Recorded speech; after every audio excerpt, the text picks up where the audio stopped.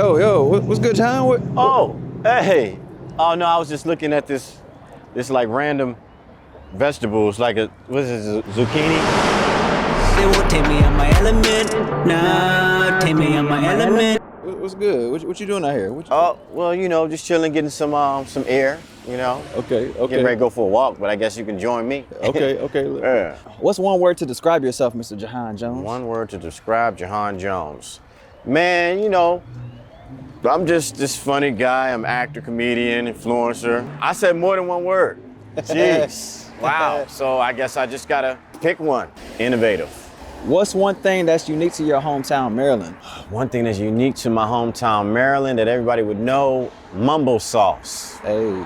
For all my DMVers, y'all know what it is, young.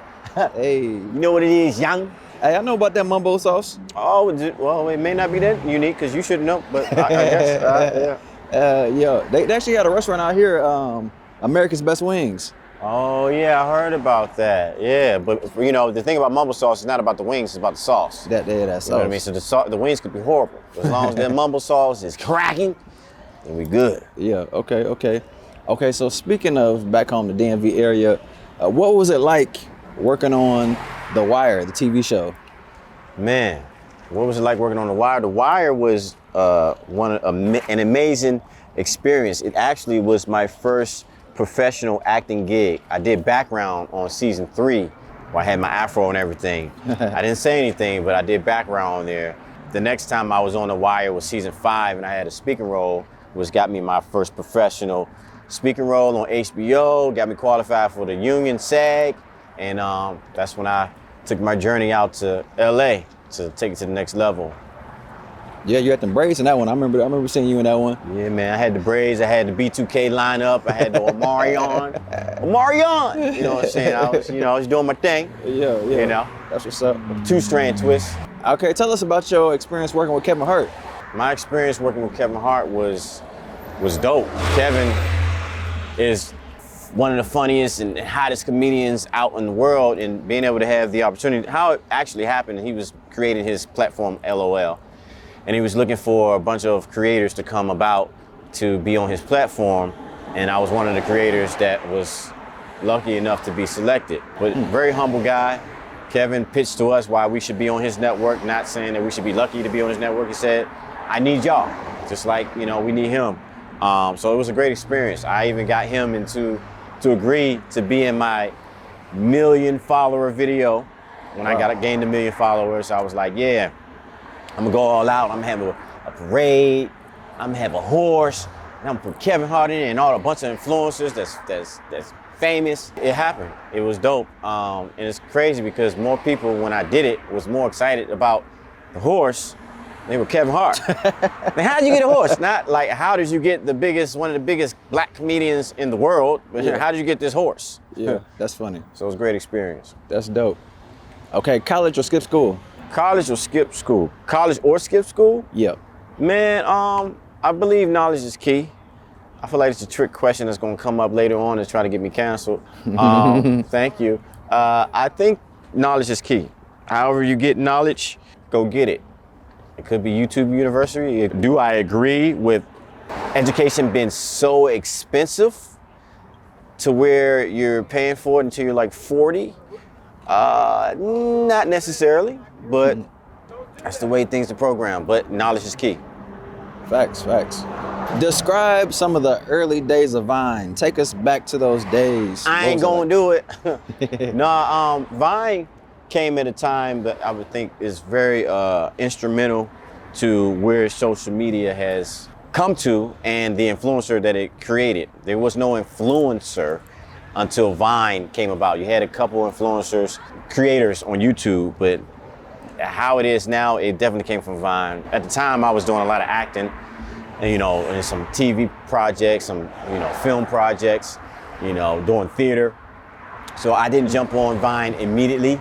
I just kept getting hit up to be in it. And then this young fellow, Andrew Batchelor, who goes by King Batch, I remember he hit me up. He texted me. He's like, yeah, come on out to my 1 million follower bowling party. It's just funny because he got like 80 million followers combined now. I didn't really take it seriously until I kind of got into it and I saw how all my peers were like getting famous and rich in a year. I said, let me go ahead and work as hard as they are and get it in.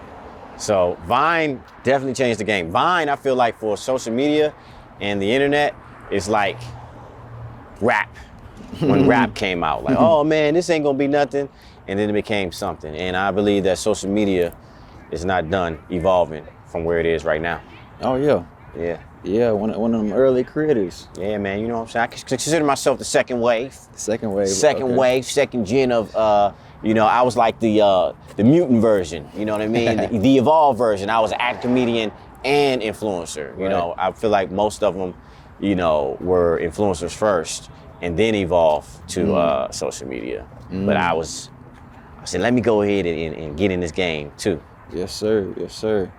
Okay, tell us about your favorite moment about being a part of the NAACP award-winning play Sunday Morning. Man, that was a beautiful experience, man. I work with my homegirl, Kanique Sky. She was very dedicated to her craft, and she wrote that project, produced that project, and got me a lot of eyeballs. Got me on the stage to where I was nominated for Best Supporting Male. A lot of people don't know that, and you're gonna find out now that yes, I won. I'm an NAACP Theater Award winner, which is a great accomplishment because everybody thinks that, oh, you're just a comedic actor. Well, really, I feel like necessarily get an NAACP award just laughing all the time. You got to get some dramatics in there. So I do dramatic as well. I mean, we said earlier I did The Wire. Definitely wasn't cracking jokes in that. So I started off doing drama. In LA, a lot of people know me for comedy, but I definitely started off doing drama, so I can do both. Man, talk about that. Talk about it. Mm-hmm. All right, first job. First job, like not in entertainment? Right, just in general, first job in life. First job, I'm proud to say, was Shoppers Food Warehouse in Prince George's County. Okay. I was a courtesy clerk, making $15. No, I wasn't making 15, sorry. 15, wait a minute. I was 15 years old and a half because I had to get my worker's permit. Okay. But I was making, I think I started off at $5.25. Huh. Ooh. But that was some money for, I was 15. I had a job. That was my first job. Ooh. I had a lot of jobs too. Yeah. A lot of jobs. My father made it a thing. Like I used to get hats and I used to be called Joe at all my jobs because Jahan was so complicated to pronounce. So I just said, my name is Joe. That's my work name. And he would collect all my hats. Every time I come home from LA and visit, he'll go back and, in the room, the storage room, and look at, I don't know why he always did, like, I forgot where I worked, but he'd pull out the hats of everywhere I worked at and just show it like it was this memorial of evolution for Jahan. That's pretty funny. Hilarious to me. He got a whole shrine of work hats. Of your life. Okay, next travel destination. Oh man, I want to go all around the world, so I don't have anywhere specific that I'm looking at. I just want to, be able to go out and go out with a loved one and just be in bliss. Yeah. I haven't a place yet. I want it to be sexy. I want it to be nice. I want the water to be see-through too, and warm. Had abs out. Nowhere cold. Not going to the Antarctic. The biggest pet peeve. My biggest pet peeve, one of my biggest pet peeves is people canceling on me for a shoot last minute. I hate that. It's all about being responsible and being reliable to your word. And there's a lot that goes into creating these shoots and dealing with other people's schedules, not just myself. So when somebody cancels the day of and don't give me enough time to call somebody else, it's like, man, are you taking me seriously, or you just don't care about my schedule or other people's schedule, or just this is not, because I've been doing this for a while, and I mean business when I shoot. So definitely a pet peeve of mine. Streaming movies or going to the theater? I think the game is changing when it comes to streaming and theater because COVID came around. A lot of people don't go to theater. Like I say it like this: people have evolved. When COVID came, people got creative. People made their home a theater experience. They got the surround sound, the speakers, got the big screens, and people got comfortable with watching movies at home. And think of it like this: all the dudes that try to go on a date to get back home and hang out with the girl, if you already at home, you ain't got to do that. And you ain't got to spend no money and you already in your living rooms. But I still, because I come from theater and film and television, I still like the magic of being able to get everybody to come out and go to a movie theater and have that big, huge screen and everybody sitting there having the experience. So I'm still a huge fan of it. Where the world is going, not in control of that. Oh, the sky's so golden. Just look at how golden the sky. Yeah. Oh gosh. Oh gosh. That golden hour. Because you're dealing with a golden boy, a golden child. Golden child. God-fearing golden child. Hey, yeah. TV shows or movies, pick one. That's another tricky one because these TV shows are now becoming movies. Right. And then Netflix comes around and you don't know what is anymore.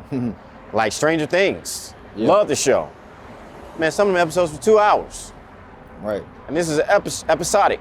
I will lean towards movies because I like to get involved in the story. Favorite movies when you were growing up? Favorite movies when I was growing up was The Matrix. I like Vanilla Sky. Goonies. Goonies. Goonie. What else was a good movie I liked as a kid? Pippi Longstocking. Oh, okay. That's a throwback. Yeah. That was out before I was even old enough to know what it was. We said movies, right? Not TV shows, right? Yeah. Yeah. Pippi Longstocking was so magical. Who is your hero? Man, I got quite a few. When I was first getting into acting, Denzel Washington. Would you like to walk through the park with me? Yeah, let's do it. When I first started to get into acting, Denzel Washington was definitely somebody I studied, but Eddie Murphy, Robert Townsend, Keenen Ivory Wayans, Martin, Richard Pryor, definitely started to fall a lot into comedy as I got older and got more involved with comedy. Hey, that's some heavy hitters. Some heavy hitters, man. Hey man, because I am a heavy hitter, bruh. Yeah. Because I am, man. You gotta, to be a heavy hitter, you gotta be a student first, Right. bruh. Young. That's what they say? That's what the kids say nowadays? That's what we say in the DMV. They probably don't even say that anymore. I've been in LA so long. Slang has changed, Mo. Okay, name one person you haven't worked with who you like to. I would like to work with Eddie Murphy. That would be magical. I'm going to work with Eddie Murphy. Yeah, manifest it. Yep. I'm going to work with Robert Townsend too. I got something for Robert too. Okay. Speak it. Speak it. Robert Townsend know what it is. Okay, what's your morning routine? Morning routine, I get up, I read the Bible, I read some chapters in the Bible, I pray, I work out, I do like a 10-minute ad video, I do about 200 push-ups, then I go to the gym. I eat my oatmeal, and then I get an hour and a half at the gym. Drink my water, get these gains going on. Yeah. That sounded like a lot, didn't it? Man, my mornings be pretty big jam-packed. What time you get finished with doing all that? Only about like 11 a.m., 11:30. Okay. Working on getting done earlier than that. Random question. Do you believe in ghosts? Do I believe in ghosts? Yeah. I believe that there's an afterlife. So if you believe in heaven and hell, you know, maybe things can get a little spooky. All right, Are you afraid? No. You sure? I can be like Thriller. I'm not like other guys. All right, back on a serious note, what made you start a food truck? Oh man, what made me start a food truck was I've always wanted to be in the food business. My father was an ice cream man. You know, he's an entrepreneur himself. They called him Jack the ice cream man in DC. And I kind of saw that independence, and in my mind, I've always wanted a restaurant. So, you know, getting into this lane, it was really, and actually, there's a video of that right there, that trail right there. This is where we had, look at God, look how that worked. This is where we had the first official grand opening for Friday's food truck, Loaded French Fries. You know, follow us on Instagram, Friday.eats. But that was the first time it was pulling up in here. I posted a video on my Instagram, and basically, I saw our food truck. Shout out to my partners, Theo and Hope. pulling up on this trail, and the sound of the truck was so familiar to me because it sounded like my father's ice cream truck pulling up when he would come home and pull that truck up in the driveway. And even when I was on the truck driving it and riding in it for the first time, it gave me those memories of my dad when he was on the ice cream truck. So I wasn't like shell shocked with this whole experience because it felt like familiar to me, like I've been there before. That's dope. Yeah. That's dope. Wait, so you had unlimited ice cream growing up then, is what you're saying? I did. And you know what the funny thing is? I mean, he didn't let us, splurge. Right. You know why? Because me and my brother, Rashad, were all sons of a father who had an ice cream truck, and neither one of us had cavities. Can you believe that? How does two kids that their father's an ice cream man grow up to not have one cavity? I still don't have a cavity. To this day, I don't have one cavity, bruh. Thank you, Dad and Ma. Yeah, you a living legend. Living Amen. legend. Living legend. It's because I don't have cavities, or because of all the stuff I just said? I think because you said you didn't have cavity. I mean, Oh, okay. it could So be. you're just gonna give it to the cavities, not to my whole career. All right, cool. We'll That's let the people decide. You cool. know? No, okay, cool. It's cool. I'm sure they won't be saying because of cavities. Wow. Okay. What are 3 things you can't live without? God, food, man, between a lovely woman and money. I don't know. That's a tough one there. I'm about to say money because money gonna get you to what? Money. Okay, boom. There we go. What advice would you give to somebody who's making an indie project or a film? Man, it's to stay on it. Stay motivated and stay passionate and get to the end. There's so many people that just won't finish. So many people that won't stay consistent enough, go through the fire. I was looking at a preview of Ron Howard, very, very famous old time Hollywood director.